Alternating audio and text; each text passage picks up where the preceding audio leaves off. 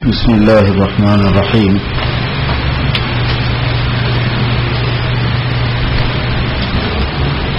قرآن پاک کی صورتوں میں سے کہیں سے کسی مضمون کا انتخاب کر کے اس رکوع کا خلاصہ آپ کے سامنے پیش کر دیں گے۔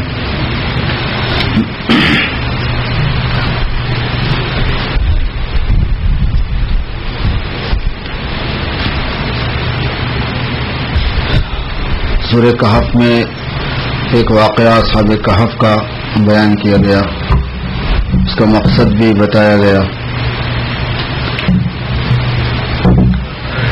ایک تو اس کا مقصد یہ ہوتا ہے کہ اللہ پاک دین پر جمنے والوں کی کیسی مدد فرماتے ہیں، اور ایک مقصد اس کا یہ ہوتا ہے کہ مرنے کے بعد دوبارہ زندہ ہونے کا جو عقیدہ دیا گیا وہ کتنا برحق ہے، اور اللہ پاک اس پر کیسے قادر ہے کہ ان کو 300 سال سلانے کے بعد اٹھایا، وہ بھی اس میں سمجھانا تھا۔ اسی سورہ کہف کے مضامین میں ایک مضمون جو ہے وہ حضرت موسیٰ علیہ السلام کا اور حضرت خضر علیہ السلام کا بھی بہت مشہور ہے، اور پورا واقعہ بیان کیا گیا ہے اس میں۔ حضرت موسیٰ علیہ السلام اپنے جوان کو لے کر مجمع البحرین کی طرف چلے، جہاں دو سمندر جمع ہوتے ہیں اس کو مجمع البحرین کہتے ہیں۔ یہ کب کا واقعہ ہے تو مفسرین نے اس میں بڑی تفصیلات لکھی ہیں، حدیث میں بھی اس کی بڑی تفصیلات آئی ہیں۔ ایک مرتبہ حضرت موسیٰ علیہ السلام بنی اسرائیل میں بیٹھے ہوئے تھے کہ ان سے کسی نے یہ پوچھا کہ سب سے بڑا عالم کون ہے، تو چونکہ وہ پیغمبر ہیں، صاحب تورات ہیں، اس لیے ان کے ذہن میں یہ آیا، انہوں نے بتایا کہ سب سے بڑا عالم میں ہوں۔ بات اپنی جگہ پر صحیح تھی، لیکن احتیاط فی الکلام کے خلاف ہے۔ یہ بات بولنے میں احتیاط نہیں ہے نبی کے مقام کے اعتبار سے۔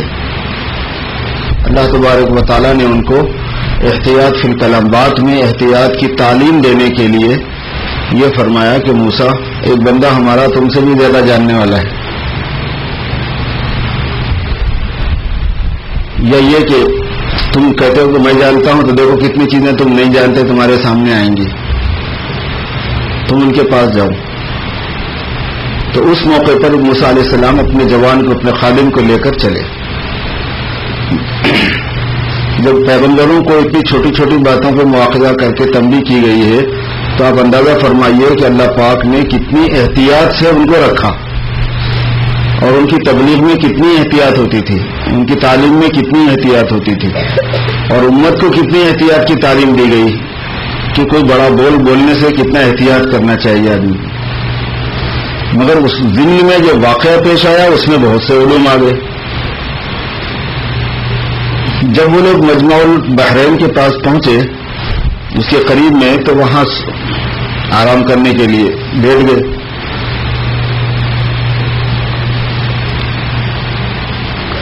ان کے ساتھ میں توشے میں مچھلی تھی، اس مچھلی کو وہاں بھول گئے جہاں آرام کر رہے تھے، اور بھولنے کا بھی عجیب واقعہ ہوا۔ وہ یہ کہ اس مچھلی نے سمندر میں اپنا راستہ بنا لیا، تلی ہوئی مچھلی، فرائی کی ہوئی فش جو ہے وہ زندہ ہو کر سمندر میں چلی گئی، اور موسیٰ علیہ السلام تو آرام کر رہے تھے، ان کے خادم جو ہے نا وہ دیکھ رہے تھے۔ سو کر اٹھے، اٹھنے کے بعد میں موسیٰ علیہ السلام نے چلنے کو کہا تو یہ بھی چل پڑے، ذہن میں نہیں رہا یہ بولے کہ یہ قصہ ہوا تھا، یا تو اس وجہ سے کہ اس وقت بھول گئے جلدی میں، ہڑاہڑی میں، یا یہ کہ چونکہ موسیٰ علیہ السلام کے ساتھ ایسے بہت واقعات دیکھتے رہتے تھے، وہ کوئی نئی چیز نہیں تھی۔ پتھر پہ لاٹھی مار دیا، اس میں سے پانی پھوٹ رہا، سمندر پہ لاٹھی مار دیا، اس میں راستہ پھٹ گیا، من و سلوا آسمان سے اتر گیا، گرمی زیادہ ہو رہی ہے تو اوپر بادل آ کے کھڑا ہو گیا۔ ایسے واقعات تو بے شمار ہوئے موسیٰ علیہ السلام کے ساتھ، تو ان کے لیے کوئی اچنبھا نہیں تھا، وہ خاموش ہو گئے۔ اللہ تعالیٰ فرما رہے ہیں کہ وہ سمندر میں اس نے اپنا راستہ بنا لیا، مچھلی نے زندہ ہو کے، جب آگے بڑھے تو حضرت موسیٰ علیہ السلام نے اپنے جوان سے کہا کہ بھائی ہمارا کھانا لاؤ، توشہ لاؤ، بہت تکان ہو گئی ہے. تو اس نے کہا کھانا کھائیں، کھانا تو گیا پانی میں. جب اس کو یاد آیا، فرمایا کہ جب ہم پتھر کے پاس آرام کیے تھے وہاں میں جو ہے مچھلی کا قصہ آپ کو بتانا بھول گیا. مچھلی نے تو وہاں ایک عجیب راستہ بنا لیا، مچھلی زندہ بھی ہوئی اور وہ راستہ بنا کے چلی گئی. راستہ بنانے کا مطلب قرآن پاک میں تو یہ لفظ ہے کہ اس نے راستہ بناتے ہوئے اور عجیب طریقے سے چلی گئی. وہ عجیب طریقے سے راستہ بناتے ہوئے جانے کا مطلب یہ ہے کہ ایک تو یہ ہے کہ وہ مچھلی تلی ہوئی تھی، پکی ہوئی مچھلی تھی، وہ زندہ ہو گئی. دوسرے مفسرین نے یہ لکھا ہے کہ وہ جس راستے کو جاتی تھی اس راستے پہ پانی میں راستہ بنتا تھا، یعنی ملتا نہیں تھا بہت دیر تک پانی وہاں کا. ایسے وہ ہوا. قرآن پاک میں عجیب کا لفظ ہے اور سرب کا لفظ آیا. موسیٰ علیہ السلام نے کہا کہ یار وہی تو ہمیں جانا تھا. حضرت موسیٰ علیہ السلام کو اللہ نے یہ بتایا تھا، انہوں نے اپنے خادم سے نہیں کہا تھا. کہا کہ جہاں تمہاری مچھلی زندہ ہو کے سمندر میں چلی جائے وہیں وہ آدمی ملنے والا ہے. تو جب وہ آگے گئے تو انہوں نے کہا وہاں تو یہ قصہ ہوا. موسیٰ علیہ السلام نے کہا کہ یہی وہی جگہ تو ہمیں جانا تھا. فرد واپس آئے، وہ اپنے نشان قدم کو تلاش کرتے گئے. وہ تو جگہ راستہ بھی بنا ہوا نہیں تھا کوئی. اب جس راستے سے گئے تھے اس راستے کو تلاش کرتے کرتے جہاں جہاں اپنے پیر پڑے تھے اسی راستے سے واپس ہوتے ہوئے آئے.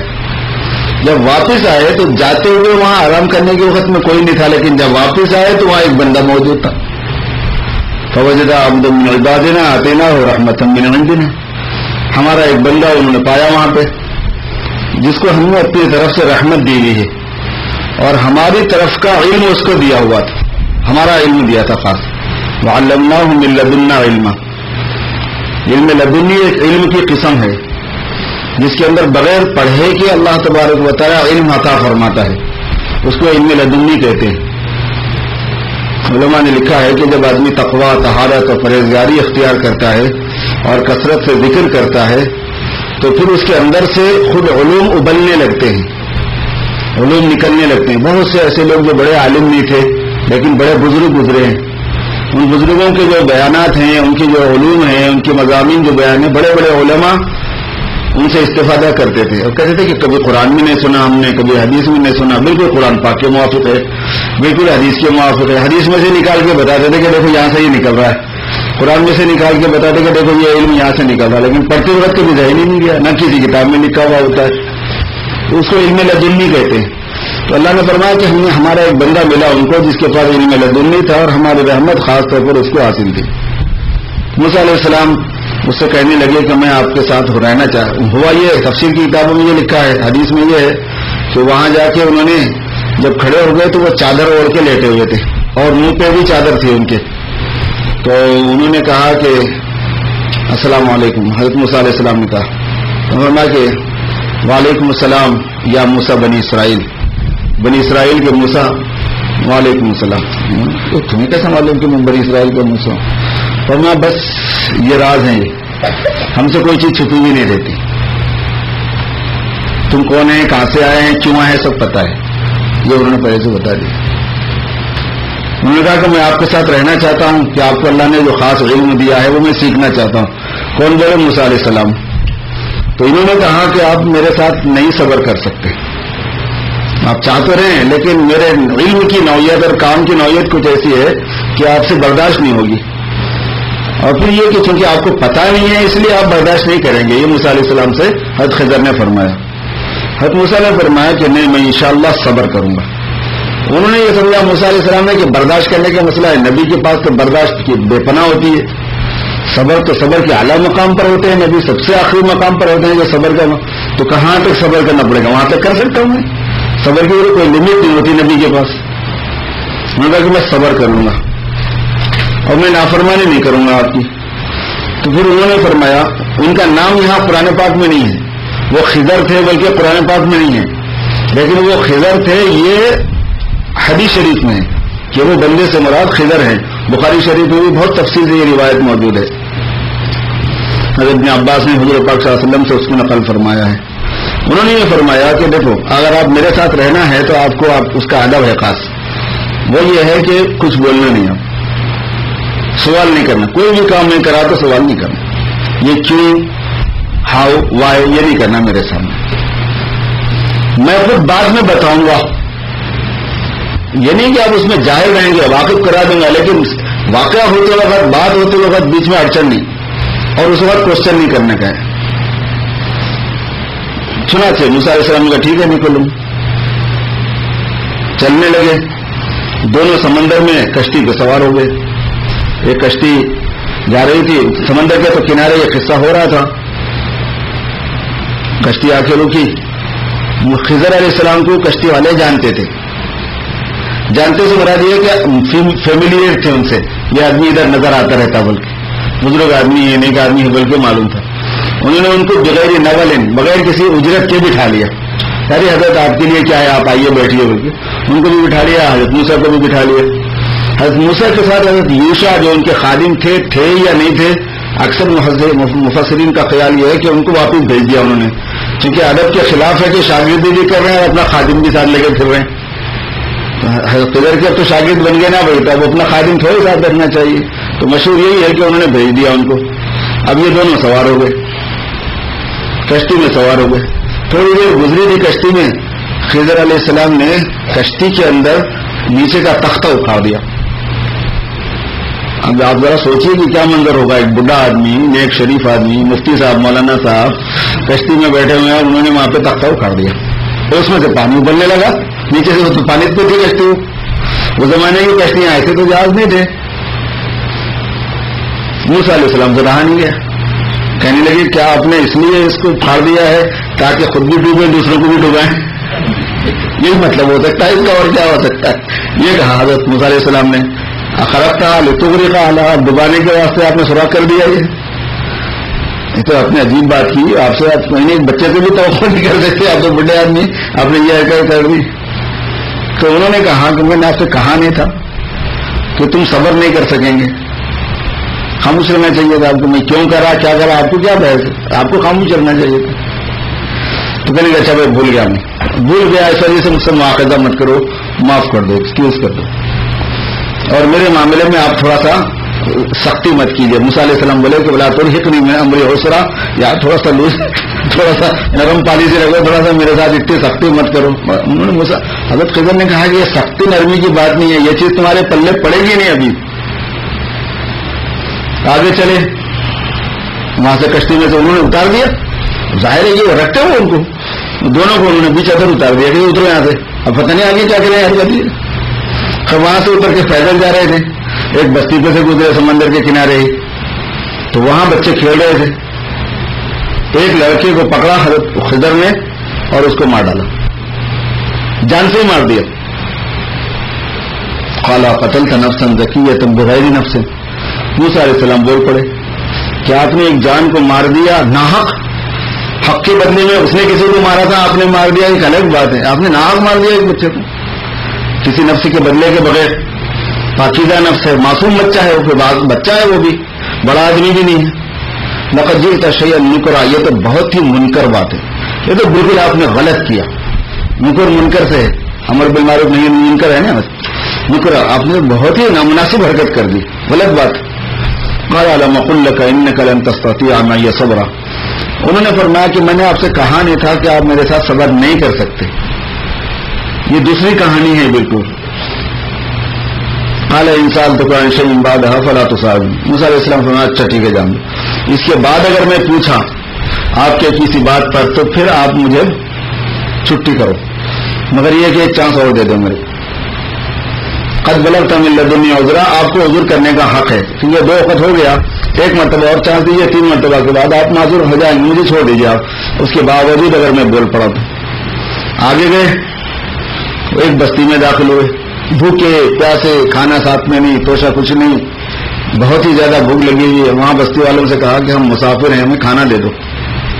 سارے بستی والوں نے کہا کہ یہاں کھانا وانا نہیں ہے، چلو یہاں سے. فابوا یضیفوہما، ان کی ضیافت کرنے سے انکار کر دیا. پہلے زمانے میں ضیافت فرض تھی کیونکہ اس کے بغیر آدمی زندہ نہیں رہتا تھا. اب ضیافت اخلاق میں سے ہے. اب آپ نے فرمایا، حضور پاک صلی اللہ علیہ وسلم فرمایا کہ جو اللہ پر اور یوم آخرت پر یقین رکھتا ہے اس کو چاہیے کہ وہ مہمان کا اکرام کرے. وہ بھی مہمان نواری جو بھی ایسا بحث نہیں ہے کہ آپ جانتے ہیں اس کو نہیں جانتے کون ہے کیا ہے کھلانا پلا دینا اتنا تو کرنا ہی پڑتا ہے. بلکہ ابتدائی اسلام میں بھی یہ حکم تھا اور پہلے بھی یہ حکم تھا کہ زبردستی بھی لے کے کھا سکتے تھے آپ کسی گھر سے. اس کے بغیر جینا تھا ہی نہیں, ہوٹلوں کا سسٹم نہیں تھا, پیسے ویسے ہوتے نہیں تھے ایسے. تو مسافر اسی وجہ سے مسافر کو زکات بھی دی جا سکتی ہے. مسافر کے احکام اسی لیے الگ ہوتے ہیں نا, ابن السبیل کہتے ہیں اس کو. تو غرض یہ کہ وہاں انہوں نے وہاں کھانا مانگا ان دونوں بزرگوں نے, کسی نے کھانا نہیں دیا بستی میں. بہت ناراض ہوئے یہ لوگ کہ یہ کیا اخلاق ہیں لوگوں کے. مگر وہاں ایک قصہ ہوا, وہ یہ کہ اسی بستی میں جس کے لوگوں نے کھانے سے انکار کر دیا ایک دیوار گر رہی تھی. خضر علیہ السلام وہ دیوار کو ٹھیک کرنے میں لگ گئے. اب دیوار کو ٹھیک کرنا تو کام ہے لمبا چوڑا, مٹی ملانا, پانی لانا, گارا لگانا, یہ کرنا, وہ اس کی نپا سے کچھ کر دی دیوار کی. موسیٰ علیہ السلام پہلے سے تو بھوکے تھے ہی تھے, روزہ تو خود لگ ہی رہا تھا. تو انہوں نے کہا کہ آپ کم از کم یہ دیوار صحیح کرنے کی اجرت لے لیتے تو اپن کچھ کھا پی لیتے. تو پھر خیر نے فرمایا کہ پھر بولے آپ اس معاملے میں آپ کو خاموش رہنا چاہیے تھا. کل ہاگا پھر آپ کو بہنی ہو بہنی. انہوں نے فرمایا بس میرے تمہارے درمیان میں جدائی ہے, یہ اب نہیں جم سکتے, جاؤ اپنا کام کرو. اور اللہ پاک کو یہی دکھانا تھا حضرت موسیٰ علیہ السلام کو کہ علی الاطلاق نہیں بولنا چاہیے کہ میرے کو سب آتا ہے. زیادہ سے زیادہ یہ بولتے کہ ہاں تورات کو میں زیادہ جانتا ہوں, مگر علم تو تورات کے علاوہ بھی بہت ہو سکتا ہے. اب یہ واقعہ ایسے تھے کہ موسیٰ علیہ السلام کے لیے بالکل نیا تھا قصہ. موسیٰ علیہ السلام واپس ہونے لگے تو انہوں نے فرمایا کہ ٹھہرو, بات سنتے ہوئے جاؤ کہ یہ 3 واقعے کے پیچھے کہانی کیا ہے. فرمایا وہ جو کشتی تھی جس میں نے سوراخ کیا وہ غریبوں کی ہے. تب دیکھیے لاجک کتنی عجیب ہے, غریب کی کشتی ہے تو اس میں سوراخ اور زیادہ نہیں کرنا بنتا ہے, وہ بیچارے کی غریب کی تختی ہے. فرمایا مگر اس میں قصہ یہ تھا کہ یہ کشتی جہاں جا رہی تھی وہاں کا بادشاہ نئی کشتی کو چھین لیا کرتا ہے.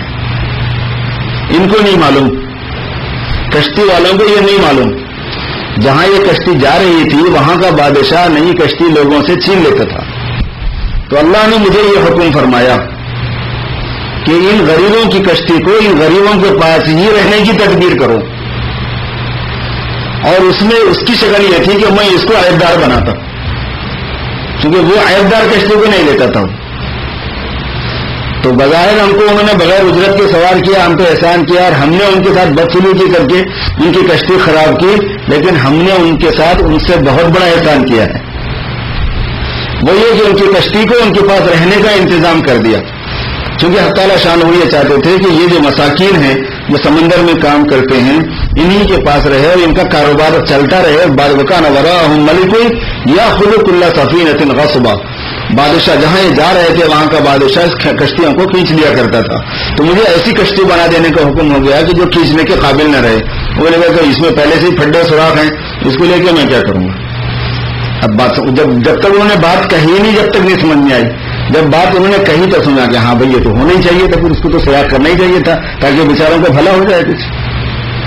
تو میں وہ جو لڑکا تھا نا جس کو میں نے مارا, ان کے اماں ابا دونوں مسلمان ہیں, بہت ایمان والے ہیں, لیکن اپنی اولاد سے بے پناہ محبت رکھتے ہیں. اور یہ بچہ مشرک ہے. اللہ پاک نے مجھے یہ فرمایا کہ اس مشرک کو مار کے ماں باپ کے ایمان کی حفاظت کرو, نہیں تو یہ ماں باپ کو بھی مشرک بنانے والا ہے. تو ایمان والوں کے ایمان کی حفاظت جان سے اہم ہوتی ہے. جان کوئی چیز نہیں ہے ایمان کے مقابلے میں. تو اس لیے اللہ تعالیٰ نے یہ حکم دیا کہ یہ بچے کو مار دو, اس کا سبسٹیٹیوٹ ہم دے دیں گے, اس کا الٹرنیٹ دے دیں گے, نعم البدل دوسرا بچہ ان کو دے دیں گے, مگر ایمان تو بچ جائے گا. اس بچے سے یہ امکانات ہو گئے تھے کہ یہ اپنے ماں باپ کو شرک میں مبتلا کر دے. موسیٰ علیہ السلام تو اللہ کے نبی, اللہ کا نبی تو شرک کے معاملے میں بہت ہی غیور ہوتا ہے. وہ اگر ایک مرتبہ مارے تھے تو 2 مرتبہ مارے اس کو.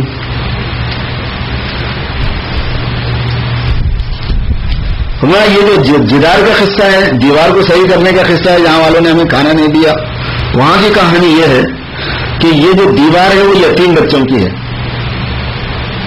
اور اس دیوار کے نیچے خزانہ ہے, اور ان کے ماں باپ کا رکھا ہوا ہے, اور ماں باپ انتہائی نیک تھے.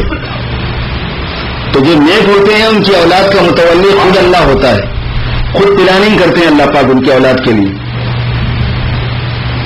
تو اللہ پاک نے یہ طے فرمایا کہ یہ دیوار گرنے کے قریب ہے، خزانہ باہر آئے گا، بچے چھوٹے ہیں، کسی اور کی نظر پڑے گی، بچوں کا مال ہونے کی حیثیت سے اگر جانا بھی جائے تو میں دیکھ لوں گا، میں ٹیک کر لوں گا، یہ وہ بول کے کھا جائیں گے لوگ. تو مجھے یہ حکم دیا گیا کہ بچے بڑے ہونے تک یہ دیوار کو صحیح رہنا چاہیے، تاکہ ان کو پھر وصیت میں مل جائے گی یہ بات کہ دیوار کے نیچے کیا چیز ہے. تو مجھے یہ حکم دیا گیا کہ میں دیوار صحیح کر دوں، گرے نہیں یہ بچوں کے جوان ہونے تک. اور ان کے علم میں لانے کا تو اللہ پاک نے انتظام یقیناً کیا ہی ہوگا کہ اس کے نیچے ان کے اما ابا نے کیا رکھا ہے. کانا ابوہما صالحا، ان کے والدین کے نیک ہونے کی وجہ سے اللہ پاک نے ان کی اولاد کی مال کی حفاظت کے واسطے مجھے یہ حکم دیا. یہ اللہ پاک کی طرف سے رحمت کے طور پر اللہ نے فیصلہ فرمایا. اور یہ تینوں کام وما فعلتہ عن امری، اپنی طرف سے میں نے نہیں کیے، یہ میرا اپنا نہیں ہوتا، یہ ایک علم ہے، یہ ایک دنیا ہے، یہ اس کے احکام ہوتے ہیں. وما فعلتہ عن امری ذلک تعویل ما لم تستطع علیہ صبرا، یہ تفسیر ہے ان واقعات کی جن واقعات پر آپ صبر نہیں کر سکے تھے. تو اس دنیا میں یہ دو لائنیں چلتی ہیں، ایک تشریعی لائن کہلاتی ہے، شریعت والی، حلال حرام جائز ناجائز، پیغمبر جس کے لیے آتے ہیں انسانوں کی زندگی سدھارنے کے لیے. ایک تکوینی لائن ہوتی ہے، تکوینی مطلب جو واقعات ہو رہے ہیں، جو انسیڈنٹ ہو رہے ہیں، اجتماعی طور پر ہوں یا انفرادی طور پر ہوں، ہر واقعے کے پیچھے اللہ کی حکمت ہوتی ہے. اور ان کو زیادہ تر فرشتے ڈیل کرتے ہیں، اللہ پاک فرشتوں سے یہ کرتے ہیں. لیکن اولیاء اللہ کی ایک جماعت بھی اس میں انوالو کی جاتی ہے. اولیاء اللہ کی دو جماعتیں ہوتی ہیں، ایک تشریعی لائن کے اولیاء اللہ ہوتے ہیں، ایک تکوینی لائن کے اولیاء اللہ ہوتے ہیں. تو تکوینی لائن کے جو اولیاء اللہ ہوتے ہیں جس میں حضرت خضر بھی تھے، اور یہ تو قرآن پاک میں صاف ہو گیا، وہ جو ہے نا اس میں انوالو کیے جاتے ہیں. تو اس میں کسی کا حادثہ ہونا، کسی کے بچے کا مر جانا، کسی کا نقصان ہو جانا، کسی کا فائدہ ہو جانا، اور جناب کسی کا عزت پہ آ جانا، کرسی پہ آ جانا، کسی کا کرسی سے اتر جانا، جتنے انسیڈنٹ جتنے واقعات ہوتے ہیں یہ سب تکوینی اعتبار سے ہوتے ہیں. اس میں بڑی حکمتیں مصلحتیں ہوتی ہیں. ہر آدمی کو اپنے مقدرات کے بارے میں کبھی مایوس نہیں ہونا چاہیے، اللہ پاک سے ہمیشہ ہوپ فل رہنا. جو واقعہ ہوگا اس میں کوئی اللہ پاک کی حکمت ضرور ہوگی، کوئی مصلحت ضرور ہوگی. اس انداز سے آدمی کو یعنی جاننا چاہیے اس بات کو. خیر واقعے کے پیچھے تو حضرت موسیٰ علیہ السلام کو ایک بات بتانی تھی کہ بھائی لائنیں اور بھی ہیں، کچھ اور بھی لائنیں ہوتی ہیں، اس لیے کلام میں احتیاط ہونی چاہیے. لیکن ضمن میں انسانوں کے سامنے، امت کے سامنے ایک بات آ گئی کہ یہ بھی ایک علم کا راستہ ہوتا ہے، اس کے اندر بھی، ان واقعات کے اندر بھی بڑی حکمتیں مصلحتیں ہوتی ہیں. واقعے کے کچھ اور پہلو بھی ہیں، لیکن میں نہیں چاہتا کہ آپ لوگ زیادہ دیر بیٹھے ہیں. ایک آدھے گھنٹے کا 20-25 منٹ کا وقت کافی ہے انشاءاللہ. اللهم صل على سيدنا مولانا محمد وبارك وسلم. ربنا ظلمنا انفسنا وان لم تغفر لنا وترحمنا لنكن من الخاسرين. یا اللہ ہمارے گناہوں کو معاف فرما دیجیے، ہماری خطاؤں سے درگزر فرما دیجیے، ہماری مدد فرمائیے، ہمارے روزوں کو اور تراویح کو قبول فرمائیے، اور آنے والی تراویحوں کو اور روزوں کو آسان فرمائیے. ہم سب کو صحت عطا فرمائیے، اے اللہ ہم سب کو عافیت عطا فرمائیے. اے اللہ ہم سب کو ابتلاءات سے اور آزمائشوں سے بچائیے. اے اللہ تکوینی معاملات میں بھی ہماری بھرپور مدد فرمائیے، اور ہمیں ہمت اور حوصلہ نصیب فرمائیے. کرم کا، رحم کا، عافیت کا، یسر کا، سہولت کا، آسانی کا معاملہ فرمائیے. اے مولا کریم ہمارے قرضوں کو ادا فرما دیجیے.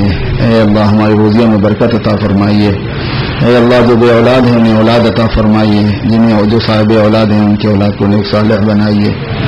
برکت والے حلال روزی کے دروازے کشادہ فرمائیے، گھروں میں اتفاق اور اتحاد پیدا فرمائیے. ہماری حاجتوں کو اور ہماری ضرورتوں کو پورا فرمائیے. ہماری الجھنوں کو، پریشانیوں کو اپنے کرم سے دور فرمائیے. ہر قسم کے شرور سے، فتن سے، خاص طور پر مضلات فتن، گمراہ کرنے والے فتنوں سے ہماری حفاظت فرمائیے، چاہے وہ ظاہری ہوں چاہے وہ باطنی ہوں. اے اللہ مسیح الدجال کے فتنے سے ہماری پوری حفاظت فرمائیے. ربنا تقبل منا انك انت السميع العليم وتب علينا انك انت التواب الرحيم. وصلي وسلم وبارك على سيدنا ومولانا محمد وآله واصحابه اجمعين برحمتك يا ارحم.